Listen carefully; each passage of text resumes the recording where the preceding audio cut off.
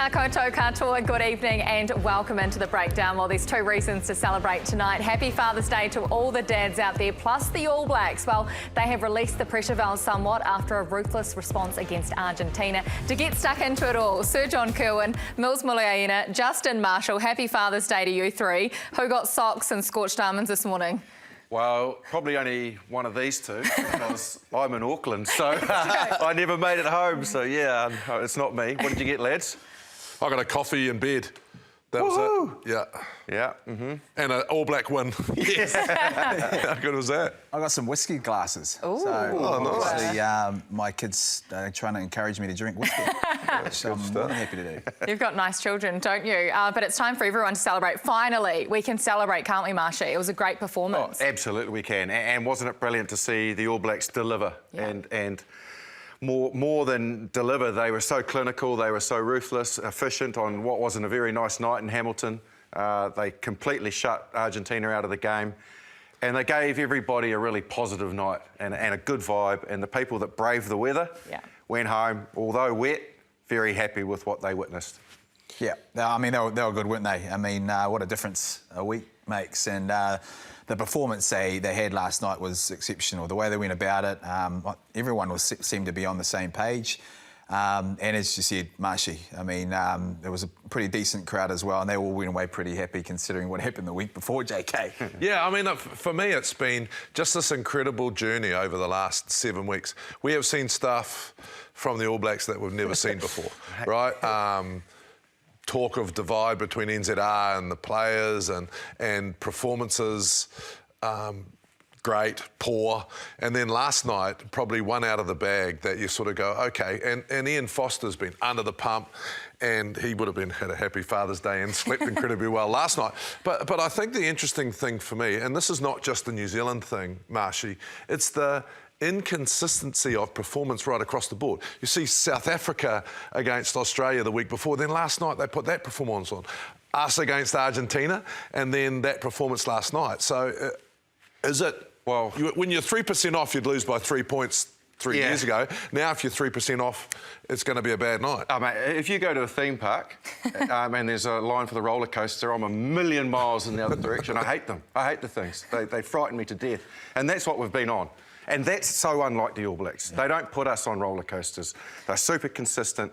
Their rhythm is always good. And it's usually a winning rhythm. And they've been up and down and all over the place. So absolutely, what we've got to get to the crux to is why it's been happening, Mills, because ultimately a lot of what is happening has been quite damaging to the All Black jersey. You know, the Irish beating us here on our own shores for the first time ever, then winning a series, Argentina beating us for the first time here.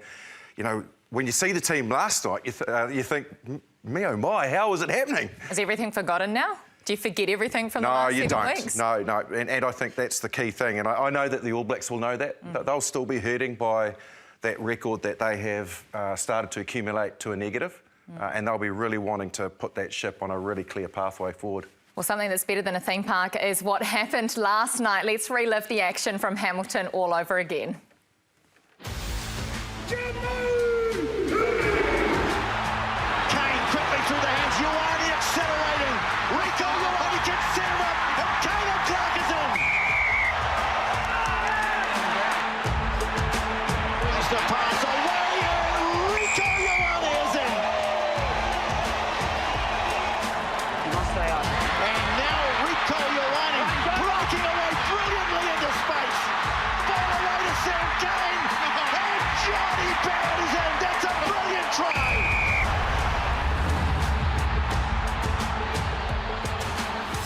Well, win or lose, he always turns up. We're very lucky to once again be joined by the All Blacks forwards coach, Jason Ryan. Jace, congratulations and welcome back into the program. Thank you so much for your time, as always, and happy Father's Day.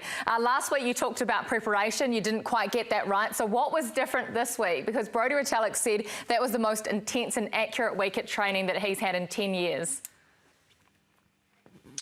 Yeah, evening guys. Yeah, no, look, we needed to front up in a few areas of our game, and obviously a big part of that was preparing accordingly for the Argentinians in the second test, and we feel that we did do that. And as the week progressed. Definitely the intensity built up, and yeah, definitely around Brodie himself. Good to have him back in the mix. He definitely brings a good edge on the grass and also in the meeting room. So yeah, I think we executed our week well, and it definitely you could see that in the performance last night. Jace, congratulations, mate. That was amazing. 3 years or something incredible. I think some sort of record that. But, it's been a really interesting month for you personally. What was your biggest challenge over this turbulent time?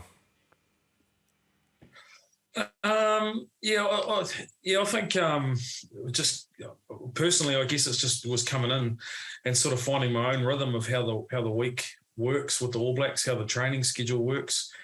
The time on the grass, different venues and that sort of thing, moving around as opposed to having a base at Super Rugby. So once you get your head around that, it's pretty good, and you sort of find your feet. But I guess we're into it now, and the loss last week in Christchurch was pretty tough, to be fair. It was probably one of the toughest losses I think I've experienced, because you obviously got that emotional touch of being at home, but you bounce back, and we made some shifts which are pretty special. So we enjoyed last night. Jason, your defence was outstanding, and you got some great reward from that. I mean, the transition from defence into attack to then punish them and score tries, was that something that you guys had said, look, if we got that right, you could possibly punish them for? Yeah, Stormy's done a great job there, and I think when you've got teams like that, defensive effort was probably up there as one of the best performances for the All Blacks, I would say. And when you've got that means you've got a group that cares when they're making tackles, and you've got your systems and your structure and your skill set in place all the time. But the way the boys were coming off the line and really comfortable without the ball and not doing poor decisions at breakdowns or taking that half a metre, trusting the structure, I think was some good signs. And then, turning it into attack, you're right, Millsy, like we showed some good shifts in our game, I think, around especially our kicking game. And, we were running onto the ball nice and square, and there's some good change of angles, and the ball in flight was really good. And we got some rewards just from doing the simple things well, really. Jace, where do you think the disconnect between the two performances was? Like, was it homework? Did they play above the expectation levels you thought in Christchurch, or were you guys off? And then secondly, how come the massive improvement leading into Hamilton?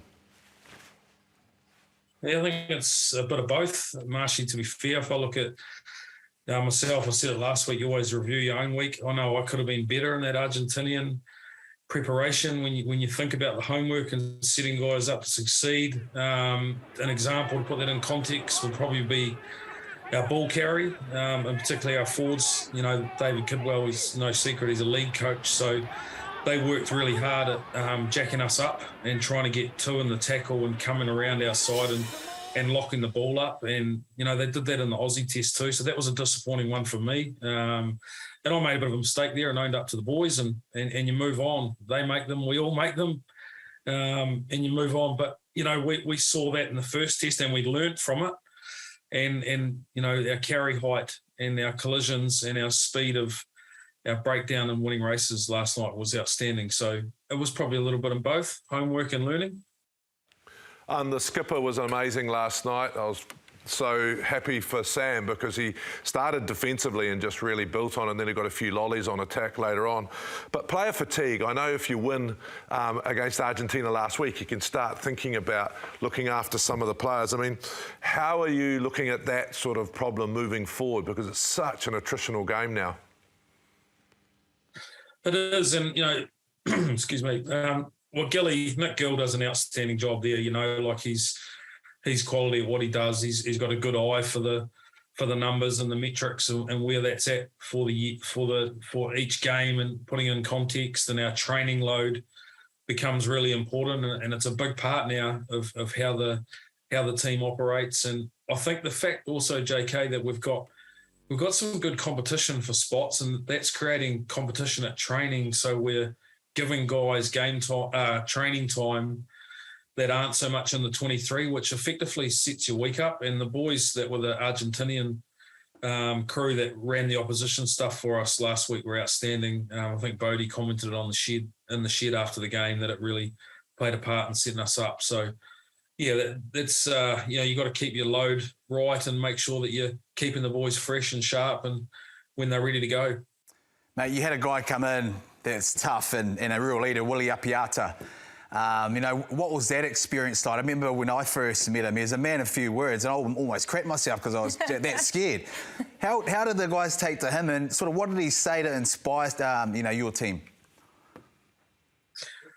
Yeah, well, Willie's obviously been close to the All Blacks for some time. And I guess, in his own little way, he just came into the shed and, it wasn't like a big speech or anything to the team, but he just, he sort of worked the room and had a chat to a few boys. He's just, he's so relaxed, and that's probably what we needed as well coming into that game. I mean, no one knows more about pressure than what he does and what he's experienced. And, he had a couple of his sons there, and just his presence, I think, Mills being in the shed and the way he connected with the boys and asking questions and encouraging and, going to the game, boys, there wasn't really anything magical. I think it was just the presence of who he was, and just being there was pretty cool. Jace, it was so great to see the team and yourself firing on all cylinders last night. If there's one little work on, maybe it's the handshake. Did you owe Joe Schmidt a beer last night? Oh, how did I know that was coming? Yeah, no, that was a bit of a shambles, wasn't it? That was an absolute shocker, to be fair. I just missed him out of the corner of my eye. But no, we're good. It was a good connecting with him in the coaching meeting and doing a couple of dummy runs on that and having a bit of a laugh this morning. But no, we're good. But yeah, that was a shocker. How bad? I didn't even know. Oh, so good. Hey, congratulations. Thank you so much for coming on Father's Day, first day back with your family as well. Brilliant to see you all last night. Yeah, no worries, guys. Anytime. Cheers. Thank you. Thanks, Jay. See you, mate. Awesome. Thanks for your time, brother. Appreciate it. Thanks so much. Very, very lucky to have him on the program, aren't we? We can joke around and laugh about the handshake, but I always learn something when you interview him, and you can't always say that about everyone, JK. Yeah, look, I think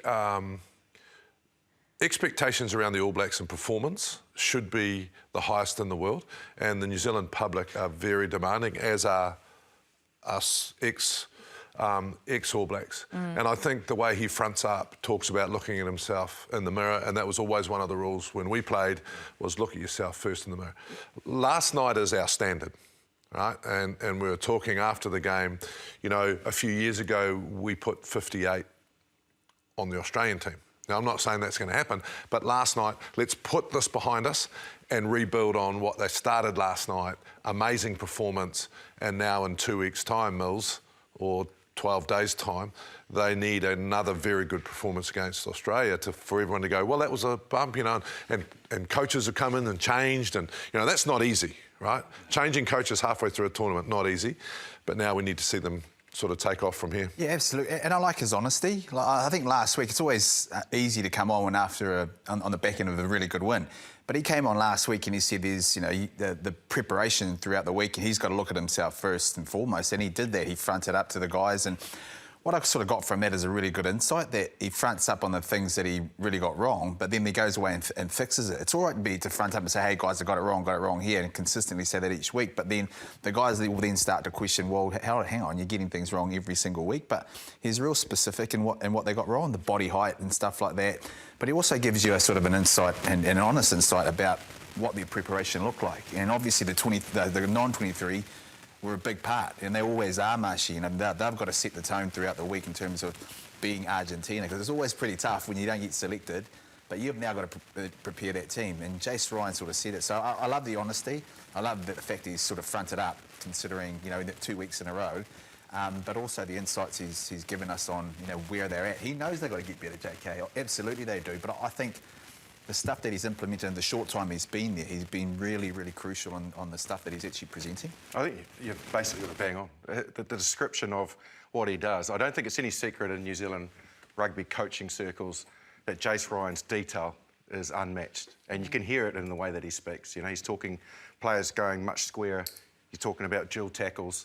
He's talking about the little micro elements in the game. If you're slightly off at test level, then you get beaten. and you get beaten in those parts of the game, then ultimately you lose the game. So I don't think that's up for debate, how good he is at his detail in all departments. He's not just a line-out forward guy. You know, he does breakdown work, he does tackle techniques, so he's across the board. Real well balanced. Well, if you look at the stats last week, discipline was obviously a major issue. We're going to look at the stats from last night, and the All Blacks, well, they won everything, didn't they, JK? You mentioned 3 handling errors, 3 in 80 minutes of rugby. It comes down to the contact, though. For me, it was last week out-muscled at the contact. I mean, Jason spoke about how the Argentinian side held us up. Last night, front foot, smacking into guys, getting over the advantage line, front forward ball, and front foot ball, and that just makes life a whole lot easier. You saw guys like Rico have more time, Richie Mo'unga have more time to look up and see where the kick's going to go.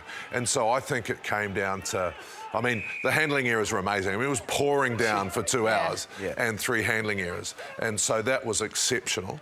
But, you know, I think the contact area is so important now, that if you get that right and you can get some front foot ball, that's the most important part. And they started so aggressively. They put the Argentinian side under pressure. I think we were sitting together, Marshy, and there was like 7 errors in the first 20 minutes or something ridiculous from Which they Argentina. forced them into, with their aggression and with their tempo, with their line speed. And you look at the little parts within the game as well. You can look at breakdown efficiency. That was incredible. I don't really recall Argentina getting a legitimate one-on-one turnover, whereas the week before they got many. So they obviously did their homework there. But, you know, Samisoni Taukei'aho, who was outstanding on the night, 100% success rate at the line-out. You know, so, like, there's guys out there that are not only doing the hard work within the game, they're making sure that they're doing their core roles like this to perfection, helped out by lifters and jumpers, of course. And it's got to be on the back end of a lot of other things. But, you know, when you put a game plan in together, like you spoke about, you know, 3 handling errors on a night that was absolutely pouring down. But then you go out there, and I like the fact, you know, Jason Ryan said they were comfortable without the ball. Because sometimes it's really a hard thing, you know, and especially, you know, I'm used to remember being in the back thinking, oh, no, we're going to be tackling all day. But then all of a sudden, your focus has to now become, OK, when they kick the ball, you've got to do your role. When the ball gets kicked out and it's our line out, I've got to do my role like Taukei'aho did to make sure we hit it so that there's no momentum change in what we do. And so they're comfortable. I mean, yes, they'll flash, but they'll flash on the back end of getting some reward from being comfortable without the board. And that's what I really liked. You know, it wasn't a performance that you went out there and they said, oh, man, they ran them all over the park with out-and-out, you know, flair from their set piece and things like that. They were nice and patient. It was a really balanced display of you know, right across the board in terms of, you know, different aspects of the game that really came together nicely. Well, there's been no hiding over the last month, has there? The critics have been out in full force, including us on the show here, and that is part of the job. But, JK, 64 minutes for Sam Cane last night. Did he silence the critics? Oh, totally. Which you were one of? Quite yeah. openly, you said that too, didn't you? Yeah, totally. And, you know, one of the concerns I have for Sam Whitelock and Sam Cane is we've got to get them to the World Cup. So he hasn't had a rest, and I thought he had a tired performance the week before, and I'm sure he'd be disappointed in himself. He was outstanding last night, played with energy, didn't do anything flash early, really set the tone defensively, and that's what you want from a deal. Often people talk about, you know, captaincy and who makes the decision to kick for the corner or kick for goal. But it's about leadership without talking, and I thought he was really, really solid last night. I mean, it's the hardest job in the world, you know, and someone said, well, he's not your captain, JK. Well, he is my captain, actually. Anyone who's played for the All Blacks, we see him as our captain. This is one big family behind him that want him to do well. So, yeah, he was not at his best the week before, and I thought it was a fatigue thing, but he came out last night and absolutely set the standard for the team on defence. And then his support play later on, Marshy, he just got those little lollies that we spoke about in support. Yeah, he did. Yeah, it was a faultless performance, but he's always had that game. And I think we spoke about it after the game as well, that everybody else within the mix helped him perform his role to his maximum. Everybody else fronted, offered themselves, cleaned rucks, so it enabled him to play that role that he plays so well, that the All Blacks believe in him because he can play that role. You know, Artie was off the back of the scrum. You know, I hadn't seen him off the back of the scrum in 3 test matches. 3 or 4 times he's off the back. Shannon Frizzell was growing into his work again, nice and physical. He cleaned a hell of a lot more roles. When you think about it, he wasn't really carrying much in that test. You know, he's carrying tight, the odd pick and go, which freed up Sam Cane. So they somehow the Lucy's got the balance right. Oh, they might have had a coffee like the Baxter in the middle of the week, you know, and chatted about stuff and got it right. Mills, how much weight and pressure do you think would have been on Sam and some of these other players in the last month? How much pressure is on this captain? Oh, massive. I mean, if you had to think about what he went through in South Africa, and that's why we kind of highlighted his performance in South Africa as well, and perhaps that, you know, when he came back, that big downer in terms of mentally. You're right, Marshy. He's always had that, you know, that in his game. He hits hard, he tackles hard, and perhaps when we look at it as spectators, we often think of the 7. He's got a fetch over the ball. That's one area that he used to be good at when he was. Well, he's still very good at it. He just doesn't do it as much as what he used to when he was younger. And does he need to? And so when you go into a game where you're comfortable without the ball and you've got other guys that can get over the ball, that's probably an area where he strives. He goes, okay, I'm going to lead from the front. I'm going to smash bodies, you know, and I'll lead like that. The downside to that now, well, no, actually, it's a positive. You know, who is now going to be our fetcher? Because that's probably an element that in the All Blacks that they're going to be thinking about. Because traditionally, we've always had a fetcher going in there and fetching that ball. And Sam, I don't think at the moment we need to have Sam Cane worrying about that, because traditionally we've always had 7s. Perhaps we need someone else to actually suit that line of play. You're right. The 7 role has changed. Like when did you see Cremo over the 2 Test matches get over the ball? You know, the South African Lucy's are not really over the ball. Maybe Clucker Smith gets over it a little bit. The last guy I can remember who has a genuine open side, definitely the French Lucy's, and they're the best team in the world, they're all well balanced. Front rowers getting over it. So that role has changed. You know, like probably Michael Hooper's the only one out there at the moment that's still out and out. As an out-and-out 7 that gets over the ball. So, yeah, Sam Cane's evolved his game, which he needed to do because the rest of the world has. So I think it's a hooker's role now. Sorry, Kirst. Part of it, yeah. Yeah, hooker's role is actually getting over the ball. But voce di corridoio. Oh, yes, we haven't had that in a while. That took a long time, mate. Where have you been, you know, JK? The last 6 weeks has been unprecedented as far as coaches being changed. Yeah. All Black coaches, you know, talking about getting the sack. You know, there's rumours out there that they even went down and met with Razor.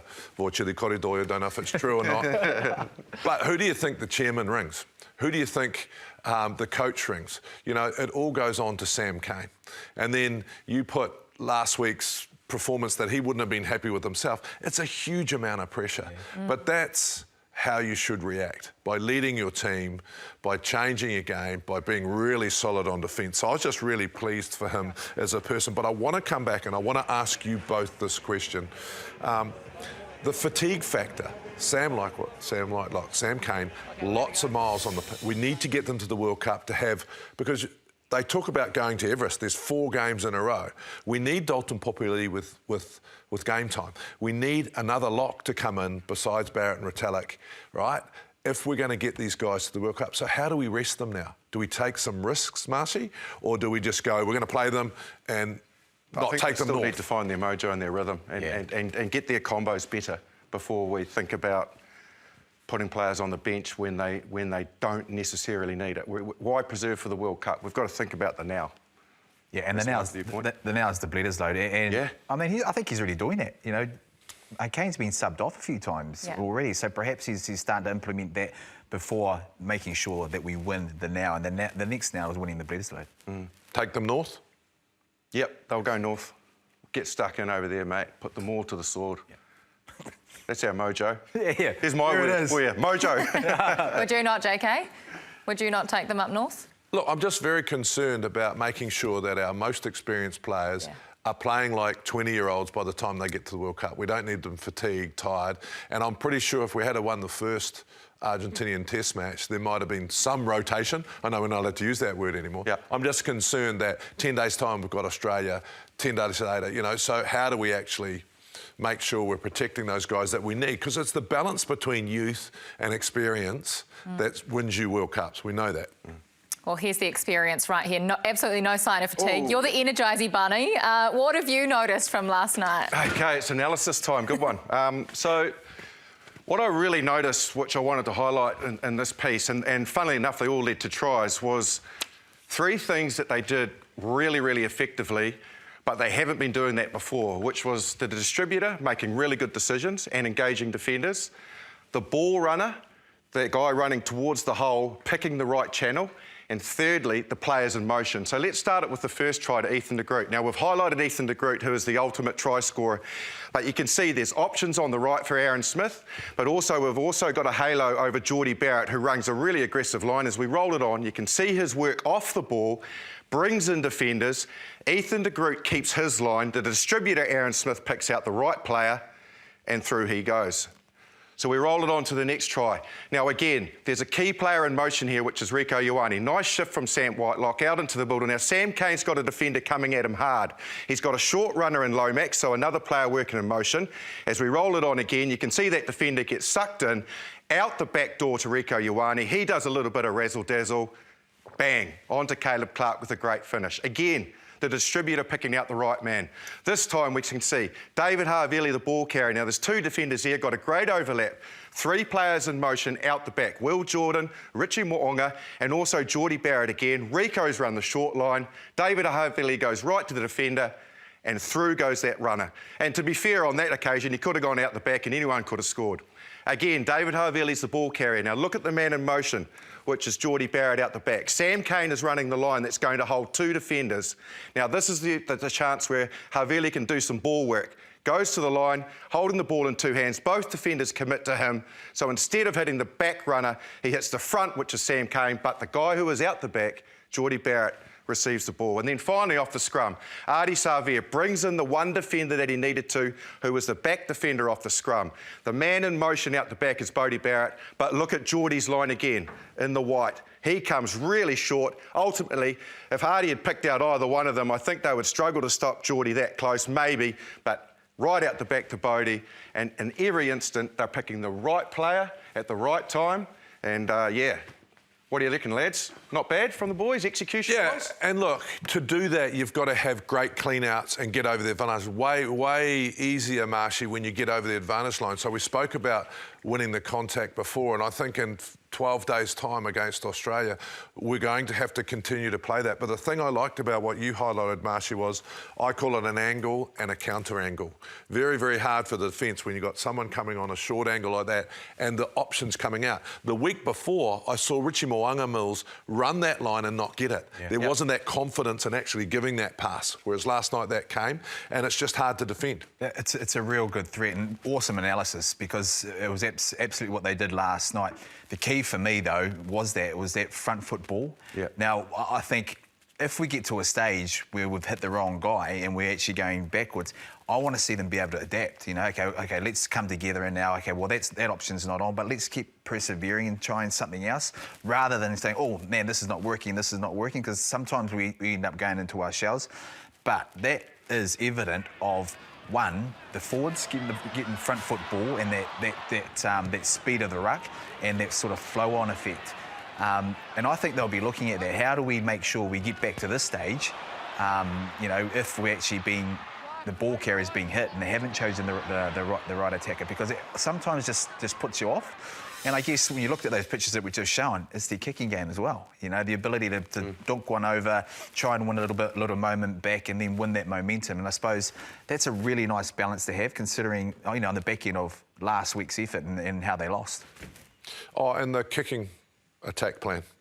You know, often when we talk about kicking, I still don't like the 28. I don't know what the alternative is, Marshy, but I still am worried about kicking from 9, it coming down on the 10-metre mark, especially against Australia.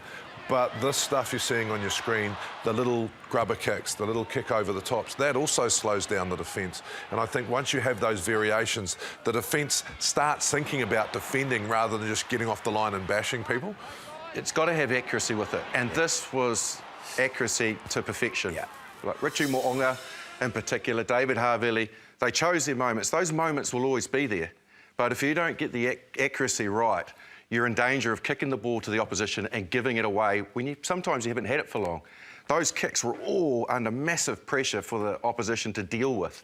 And so it's about the balance, yes, I agree with that, but it's also about making sure that when you execute, you've got it when you've got runners coming through, defence under pressure, and the kick is nice and accurate with the right length and height. And you're right. And look what happened also. They didn't necessarily catch all of them, you know, collect them all back. they isolated the player because the execution was on. But then the next decision was, hey, we're going to clear the ruck and walk over the ball, as opposed to just 20 players trying to get in and trying to win it back in that. So that there just screams everyone's on the same page. And that's what I really liked about it. The kicks were great, isolation, and then the next decision when something happened, they were all on the same page once again. It was a great performance, wasn't it? But the challenge now is to back it up. You keep talking about consistency, and that's something that every team in the Rugby Championship have struggled with. The trend continues. Win-loss, win-loss. The same happened in Australia last night with the Springboks bouncing back. Going quickly and cleverly is Hendrickson. One away. LaRue. It's all South Africa. Exhibit. Away for Darlinger. 60 seconds coming up here. With South Africa seemingly having all the play, and they might have an extension of the lead. They will. Oh, what a start from the debutant cannon, Mooney. Wow. Hendrickson calling for runners and getting it through Visa. De Allende. Lovely hands from South Africa. Lost it. Nice and fast for De Allende. Larue gets to the outside. Look at the lineup. Mapimpi. Makazole. Mapimpi. I don't think Marika got him this time. And they get fired and tangled up at Allianz. South Africa crash the Aussies party at Allianz Stadium. The 9-year drought in Australia is over.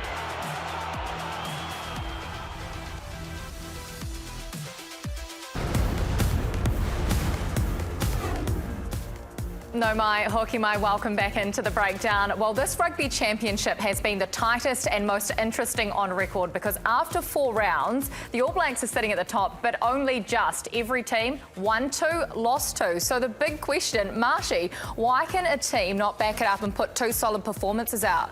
Oh, I think everybody's going through their challenges at the moment. Like we're very well aware of the All Blacks challenges, and you know they are facing adversity there, but they are looking like they're fighting through it. South Africa equally, with some of their selections, have been off, and they're trying to get their balance right. Australia have been as inconsistent as the All Blacks, haven't they? And the Pumas are always going to fight for wins, and they've actually surprised with a couple of really good results. So I don't know. It's never been this much up in the air, and the Pumas are not helping the whole situation because they are usually the team, and with the greatest respect, and I hope Pablo Matera's still not in town because he might be coming to visit me and give me a shove in the chest. They are just much more competitive, so they're making it harder for the teams to have to sort of rotate their squads because you have to put a top team out against them. One of the biggest challenges, I believe, is your balance for the World Cup. And I do believe everyone lost a year through COVID. And so if you think about the year before the World Cup, you're trying to consolidate, you're trying to decide what your sort of starting 15 is, your full 30-man squad. And I think last year really affected everyone. So, you know, the South African side made changes. We didn't make changes. We're talking about getting some of our more experienced players through the World Cup. Vermeulen, will he make the World Cup? You know, he played really well. But those things, I think, really are affecting everyone this season. Could I offer a rebuttal to that, though? And Mills can answer it if he wants, but it's interesting, though, all 3 sides all struggled in their July tests as well. Yeah. Now, why is that? Or June test, whichever way around it was. You know, South Africa dropped a test to Wales, unexpectedly. Australia lost the series to England, or close to it. And New Zealand obviously struggled against Ireland. So it's not just the Rugby Championship, is it?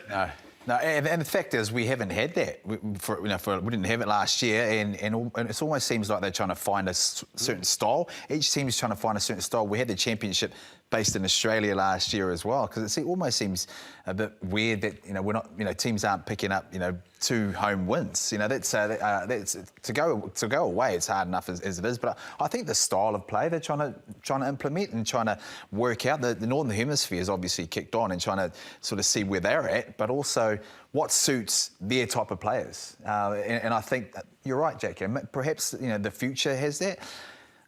in terms of the All Blacks, we've had a lot going on, you know, and so selection has been difficult, and perhaps that's why Ian Foster's gone, you know, and tried to get a consistent sort of, you know, team out there week in, week out, so he can grow that sort of that motivation, that belief back in the side.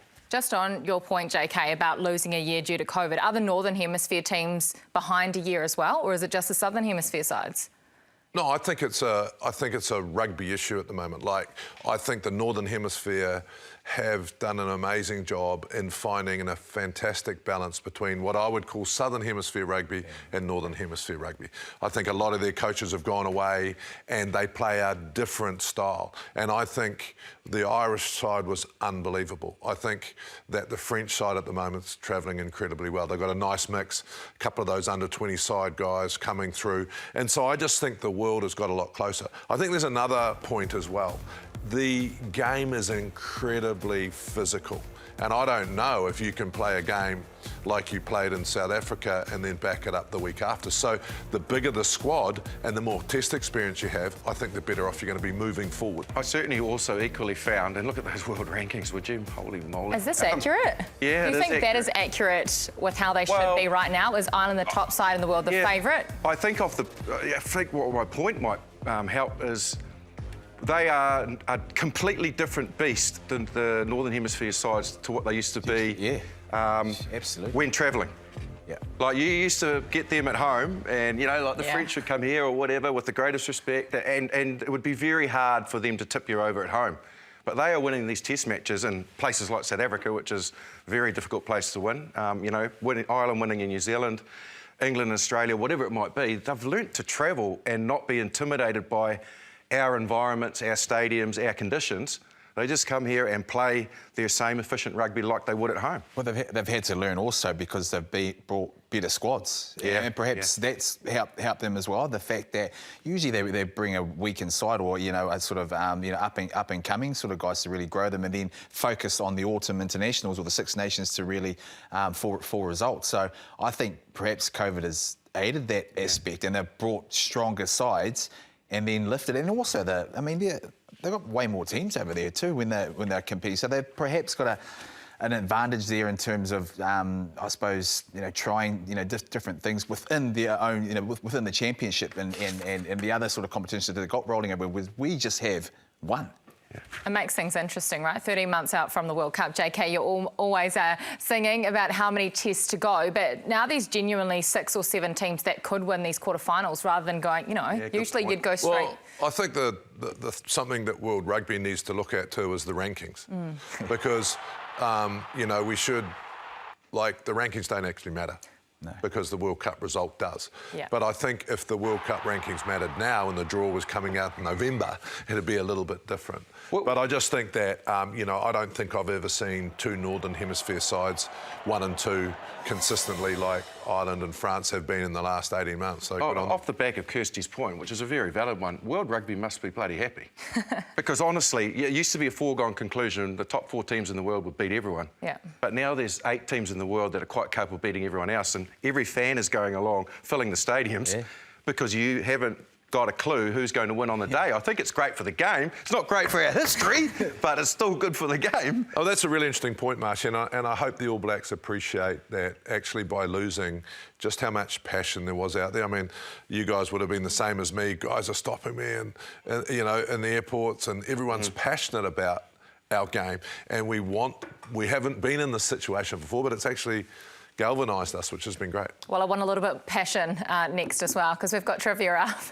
The trivia question, it is that time of the week. Your question for today. Sit back, take a deep breath, get ready for it. Which school has won the most national first 15 championships? Oh, easy, De La Salle. How many? How many have they won, JK? None. Mel, surely you've got some sort of idea? I have no idea. We'll have the answer for you right after this.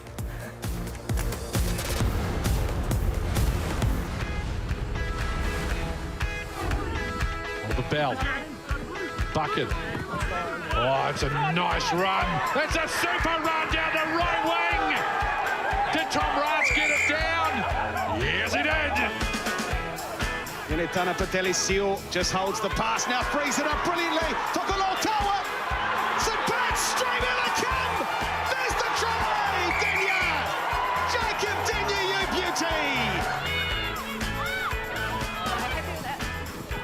Ponsonby. Offloading again once more through Love. They've got numbers out here to the right-hand side. Here goes Bremner, straightening up Bremner. She finds Boxedge, gets away from the versus Koches, Duplessis, and this is a phenomenal team try. Off now to Wild, who's been a standout for Manawatu tonight. Here he goes again, cutting his way through. This is magnificent. And he links up too. And here with the ball in hand goes Adam Bolt. Boy, if they can convert this, it'll be a great try. Cross now for centre three-quarter Christian Goss. Slips the pass to Yosei. And now Henry frees it up, out into the midfield. Wild goes with another kick. And it sets up! Oh, that's one of the tries of the season. What a beauty. Ball won by Rush, breaking out. As Murray gets over the advantage line, offloads to Mackillay. He's down the right side. Mackillay, they've got 80 metres. The crowd are on their feet. Quick ball needed. Ray Hunter up to Coca Pearson. Northland go coast to coast. Contestable, this one. And a good take in the end under some real pressure. Banks, Kate Banks. Splitting them, gets them all away, and Nissi locked to it. Nissi to Leo. Mark to Leo. Busting, can he find the support? He can. Henry Tayafu. Oh, Northampton, that is brilliant. Absolutely brilliant. How can you not love it? That was pure entertainment for 2.5 minutes, wasn't it? And that is why we watched the game. Yeah, there's been some really good rugby, Mills. I watched the North Harbour game, some really good rugby. Probably a bit loose. We spoke about whether Super Rugby's setting our guys up for Test rugby and whether they need to change their attitude, but I think it's great entertainment. Oh, it's a national sort of competition, isn't it? It's great to see some young faces coming through. Both that the men's and women's, and the flair. The flair that we sort of show in our national game is outstanding. What about the results, Marshy? Did anyone pick Northland to beat Auckland? No, but I think that's so good for the game. With the greatest respect to Auckland, it'll be hurting. But Northland on the day, they deserved their win. They showed so much endeavour, like this try here, which was out of the stratosphere. And it's good. It's really good to see that some of the teams that you would usually see fold against the big sides are getting the results. Good for the game. I would love to see World Rugby invest in an under-85 World Cup. The Bush Pigs against the Scarfies yesterday in the Tron was outstanding. Yeah, good game. Great level of skill from the players. They just didn't have the size to play at the next level. But I reckon it'd be a great competition to have. I don't think it's professional, by the way, but it's like the Golden Oldies. You imagine having a World Cup under 85s in Spain or something. I reckon it'd be outstanding. But the standard here, Mills, you and I were watching it, also you, Marshy, and we were talking about how the skill set's there, and it was just a great moment. Well, we met travellers that come all the way from way down south, down Dunedin and Invercargill way, going into the game, didn't we? So, it's not only the players that are getting the massive benefit of playing a pre-sort of curtain raiser to the All Blacks, but the fans coming as well. It shows it's well supported. So that was a statement to World Rugby you made, wasn't it? It was. Yeah, I thought so. It was. Yeah. What do you think of that concept, Mills? Because there's a couple of reasons why players pull out of rugby, right? They can't see a pathway for themselves in rep or first 15, and because of injuries, they get hurt. An 80-kilo guy tackling a 120 kg prop. Yeah, exactly. And you don't actually know what position you're actually playing. So it's appealing. Not to me, but Surely you can still get out there. There's no way I'm losing that weight. It's too hard, mate. You're in good company, mate. Don't worry. But also the skill level. They're warming up, they're playing a bit of touch, and they're throwing the ball around, and some of the finishing is outstanding. So I think there could be a place for that, JK. Absolutely. Looked fun. It looked fun, didn't it? It looked like something that you wanted to be part of. And so is the trivia question on the breakdown every week. They've tried to avoid it, but don't you worry, I'll keep them in check. We are on. The question for this week, just in case you missed it, which school has won the most national first 15 championships? Marshy, did you have the answer? I went for the Matara University. What was that? The big white university down south. I thought that they might have made the cut. No? So fill me in, I'm from the north. Oh, yeah. Gumboots, mate. Gumboots over. What's the big white university? The freezing works. Oh, OK, there we go. Yeah. Love it. Mels, what do you reckon? Well, I was going to say, I was hoping it was going to be Cowston, but I don't think it is. I'm going to go for Hamilton boys. JK, did you have something? I'm staying with De La Salle. OK. You're staying with De La Salle. Well, Mels, you would be correct. You've got half the right answer anyway. Cowston is one side, and Wesley's the other. Both of them have taken out 5. Now, that is your former school, Mills. Did you make it? Did you win a national championship with Sir Graham Henry? Oh, man, I've walked into this one, eh? Haven't you? No, we didn't. We went away and won in Zimbabwe, the world the high school, and then came back and lost to damn Richie McCaw and the Otago boys. I can't believe you didn't nominate your own school, mate. I did. Yeah, you did. I should have actually, yeah. Well, they lost on the weekend, so perhaps I'm just sort of coming down from that. Is Wesley still the force that it was in the past, Mills? Not as strong. No, Really? not as strong as what they used to be. But some good talent, real good talent. I mean, we talk about talent, man. Our schools competition in New Zealand, man, it's amazing. You know, some of the skill set and the players that come out of them. You know, and you're talking. I mean, they'll call it what, year 11 or year 12 or whatever, fifth formers. Some fifth formers that are actually playing. It's just John McGlashan. Yeah. They're in the top 4 at the moment. So. It's pleasing. You know, it's inspiring the fact that, you know, our young players are coming through. It's just you know, let's keep it going. Mm-hmm. John McGlashan, Westlake, Napier and Hamilton Boys High are the 4 teams that will be in the top 4 starting on Friday this week. JK, for you, what was schoolboy rugby like when you were at De La Salle? Who were your great rivals? Tell us some stories. Manurewa High. Yeah, we were 3rd division. I played halfback. And the thing I remember the most was I had to play behind Ricardo Salizzo, which is never pleasant. But we formed some great friendships. But, yeah, we probably weren't the greatest team back then, but they're going pretty well now, so, yeah. And Melza, are you still dark about losing that final to Richie McCaw, and what school was it? Otago boys. Nah, I've moved on. Doesn't sound like it. Well, they drew the final, though. Who draws a final? They drew with What? They didn't play extra time? Hey? They didn't play extra time? No, there was a curtain raiser to some Crusaders. I think your Crusaders, they wanted them off the field, mate. Crusaders. In all seriousness, though, Marsha, you would have played first 15, right? No, I didn't. You didn't play first 15? No, so that's why I sort of had to speculate. I played club rugby only, so I never played any schools rugby whatsoever. It's amazing watching it now. Was it not an option at school for you, or...? Well, you just didn't go to school much. So early. Didn't go to school much in the last couple of years. Yeah. OK, well, the truth's coming Say no, Kirsten, say no.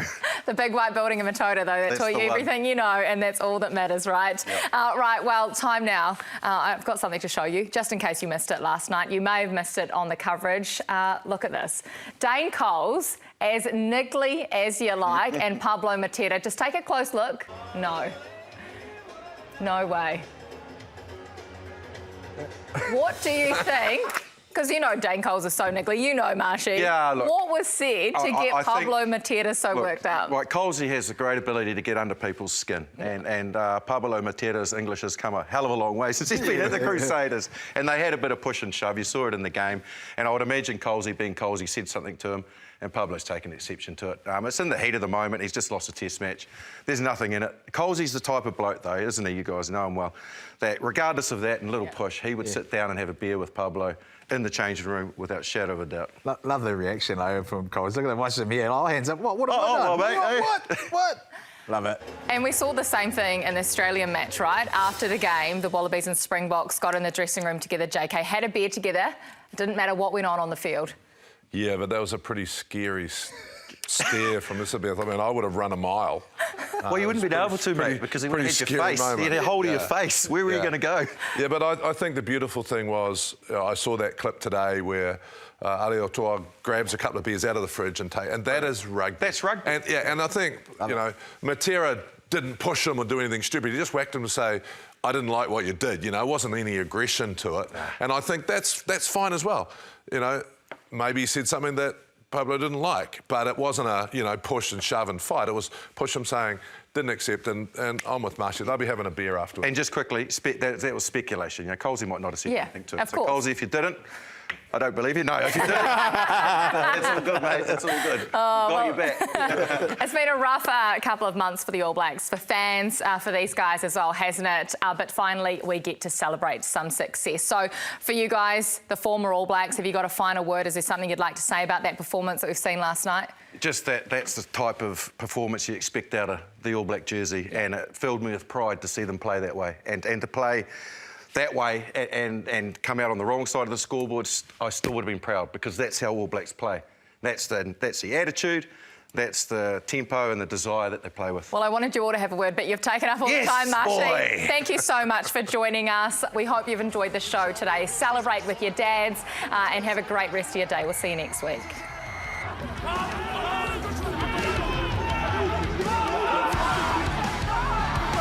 It's clear to Goodhue.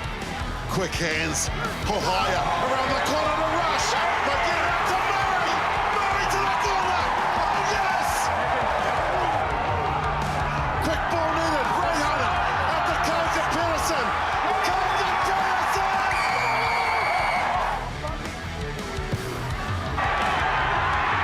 He's got it! And the Telephone make history at home. 46 years in the making.